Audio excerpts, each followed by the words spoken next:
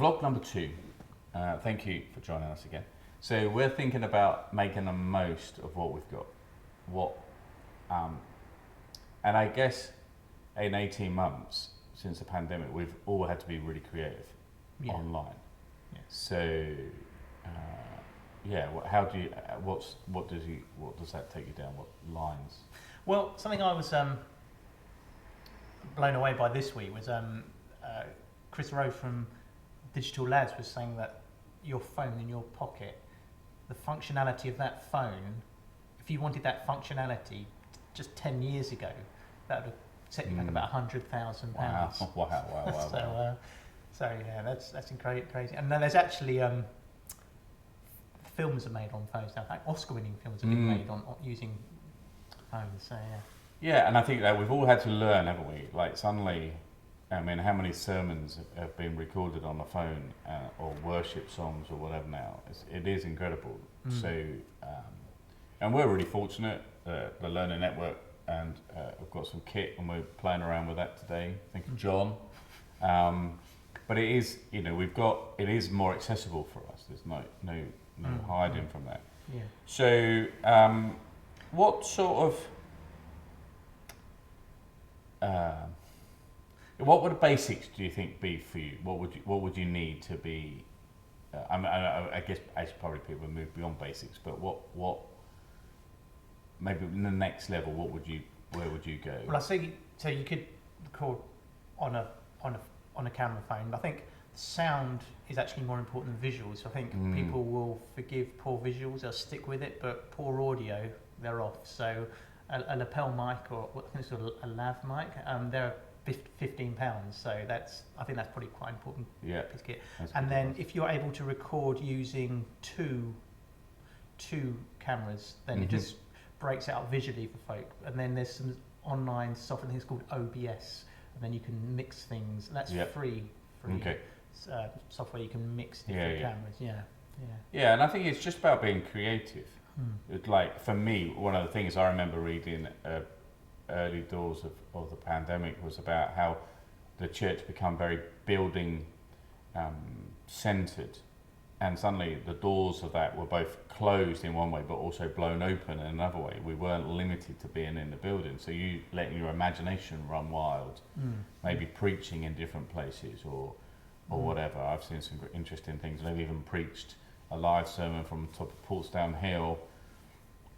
Because you cooked a barbecue, didn't you? I cooked a barbecue, yeah. So there was, I'm a bit of a risk taker with that, but trying to make the visual work as well, so that you're making most of what your situation you're in and what you can do with that. I think Liz Morgan, again from Digital Labs, she's saying that the churches that have flourished are the ones that have kind of tailored their content to suit their online audience. Yeah, and I would think again, stuff I've read from Digital Church Toolkit, I've talked a lot about maybe there's a plethora of sites and vehicles and whatever, but maybe concentrating on one or two so that you're not overcomplicating yourself. So, if you've got a TikTok thing going, maybe just keep that going.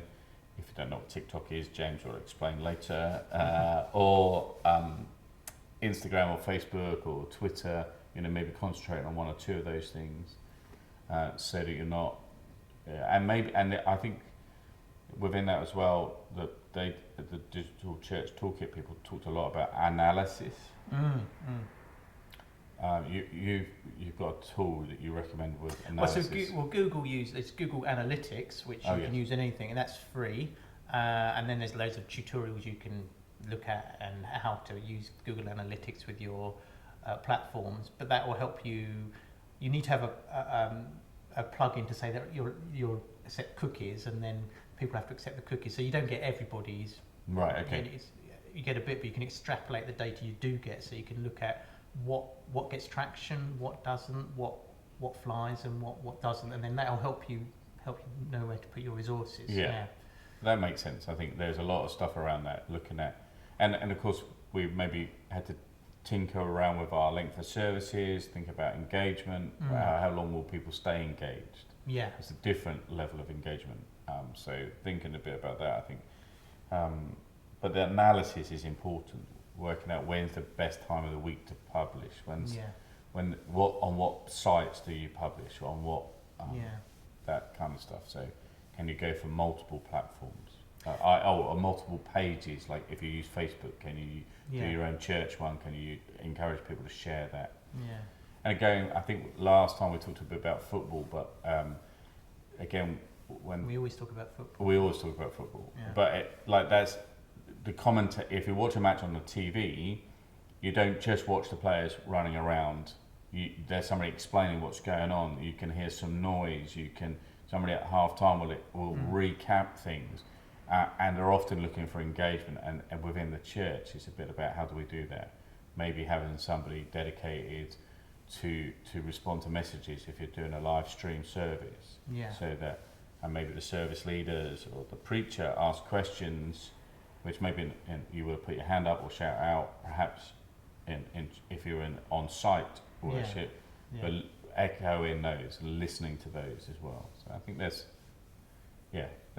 we can do a lot more of that. I think we've got to get better at that. Yeah. I think it's here to stay, isn't it? So. Yeah. And maybe one other thing is just to think about Wi-Fi sounds really attractive, but it's not always as reliable as the wired. So maybe think about, can I plug the computer in? Can I plug the phone into a wired connection? Maybe just that doesn't always cost a lot more money, but it maybe just makes the sounds, like you were saying earlier. Yeah. How many times have we seen the buffering thing on a Zoom or whatever? So just think about that. Yeah.